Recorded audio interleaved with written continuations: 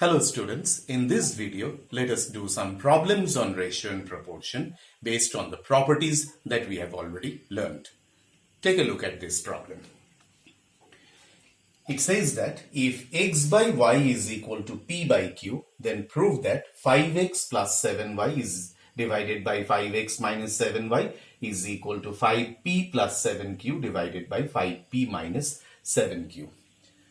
I would like to do this sum by two different methods. The first method is a general method which is applicable for any sum on ratio and proportion whenever a by b equal to c by d, or in this case it is x by y equal to p by q. Whenever this is given, this method is applicable. Let's look at that method first. So we take x by y is equal to p by q is equal to some k. We are taking let x by y equal to p by q equal to something which is equal to k. So x by y equal to k gives you x equal to ky, and p by q is equal to k gives you p is equal to kq. Now we do take up the left hand side of the expression. 5x plus 7y divided by 5x minus 7y. I replace x by ky in this expression. Take y common from numerator and denominator, cancel the two y's, and I get this as 5k plus 7 divided by 5k minus 7, which I have named as number 1.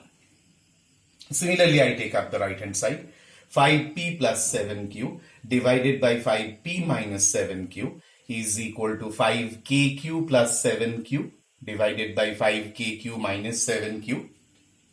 Again, if I take q common from numerator denominator and cancel the q's, I will get the same expression 5k plus 7 divided by 5k minus 7. So from 1 and 2 we get to see that these two are equal, therefore left hand side is equal to right hand side. This is a very convenient and a very simple method, but the only disadvantage of this method is that it's quite long method. We have to calculate the left hand side and right hand side separately. But advantage is that any relation can be proved by this one whenever four quantities are given as proportional. But in some of the problems, we can apply a second method, which is quite handy. See. So, which says that, which will be done in this way. Have a look. Method 2. Given x by, so let me write it as method 2. This is not always applicable, but if you look at this expression, it is 5x plus 7y divided by 5x minus 7y is equal to 5p plus 7q divided by 5p minus 7q. If you closely look at it, see, there is a possibility of applying componendo dividendo on this. So this gives rise to the method 2, which says that we start with x by y equal to p by q, and in order to get this 5 and 7s, we multiply both sides by 5 by 7. So we get 5x by 7y is equal to 5p by 7q. Now we apply componendo dividendo. Applying componendo and dividendo, you need to write this. We get 5x plus 7y divided by 5x minus 7y, a plus b by a minus b is equal to 5p plus 7q divided by 5p minus 7q. So we directly get the result and get it in only 3 steps. This is a very convenient method, but not always applicable. When you have a relation in the numerator denominator in plus minus, you can apply it.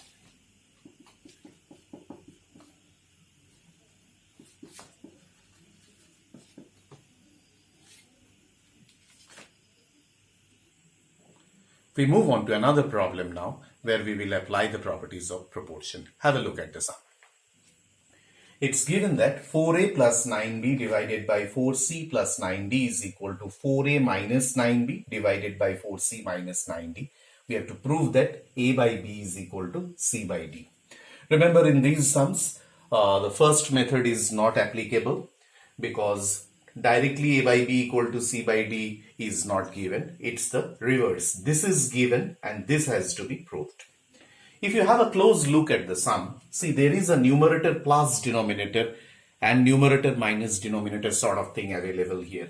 4a plus 9b, 4a minus 9b, 4c plus 9d, 4c minus 9d. So what we do is that I start with this one and bring the quantities a and b on same side and c and d on the same side by applying the alternando method, but no need of mentioning it as alternando. So 4a plus 9b divided by 4c plus 9d is equal to 4a minus 9b divided by 4c minus 9d.